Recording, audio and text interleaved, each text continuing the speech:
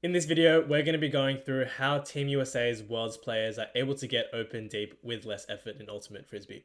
My name's Eric, I play for the Premier Opens Club in Australia, Sydney Sunder, and we're going to go through two main methods, two key concepts that you guys can apply to your game to always make sure that you're initiating your cut from the best spaces to get open deep with more ease and with less effort. What I want to do first is roll this clip so you guys can see an example of what I'm talking about, and then we're going to break it down and also talk about how we can add these concepts, add these principles into your game. Good for Belgium and just not doing it today. Here's a deep shot from USA. Graph is underneath. That's going to work. He's going to have to wait for... Sweet, now that you've seen exactly what it looks like, let's hit rewind and let's break down exactly how this cut occurs. So first thing that we want to pay attention to is that the disc is coming in on the sideline. Now, when we are initiating our deep cuts or when we're initiating any cuts in general, we want to make sure that we're initiating from the most threatening spot on the field. Now, when the disc is on the sideline in this scenario, the most threatening spot on the field is going to be the space in front of it. This is going to be the space that's easiest for the thrower to access, and it's also going to be the space that we want to use as the most threatening spaces of the field when we're the cutter. Basically, what that means is if we're the primary cutter here, so in this scenario, we have this cutter that's setting up for the deep cut, we want to make sure that we're initiating that cut on this side of the field. Making sure that we initiate this cut from the strong side of the field means that whether we decide to go under or whether we decide to go deep, it's always going to be a straight line towards that space on the field, which means it's a more direct route, and it means that the defense is less likely to be able to take away either of those options. Compare that to the scenario where we're initiating from this side of the field. If we take a diagonal line towards those risk spaces, it means that the defense is actually closer towards each of those risk spaces, and they have a higher chance of defending that space.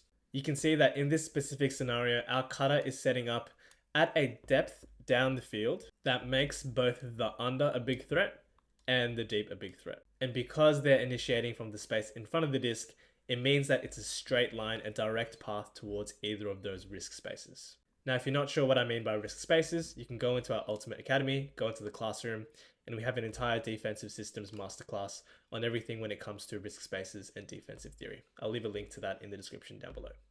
Once we make sure that we're initiating from this most threatening spot on the field, it means that the work is already done for us. We don't need to make an overly technical cut. We don't need to make a dramatic fake to lose our defender. All we need to do is take what we're given. If we're initiating from the most threatening spot on the field, it'll force the defense to make a choice. It'll force them to stop one or the other. And because we're in a spot where it's a direct line towards either of those risk spaces, whichever one they're not stopping, we can just directly take that straight away. This is ultimately how Worlds players are able to get more separation, able to catch more deep hucks without necessarily trying harder. All they're doing here is initiating from the most threatening spot on the field, initiating from in front of the disc, initiating from the adequate depth, so that the defense has to make a choice to try and stop something. And because there are multiple threats from where they're initiating from, the offensive cutter in this scenario can just take what they're given, use their straight line speed, and get open without having to be super technical in their cutting approach.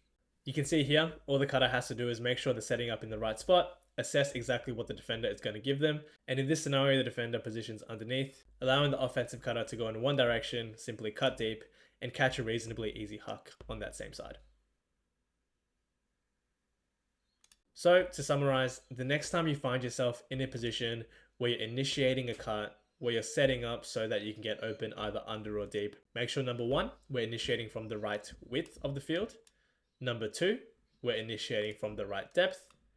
And number three, assess what your defender is giving you. And lastly, keep it simple, use your straight line speed to cut towards the risk space that they're not able to stop.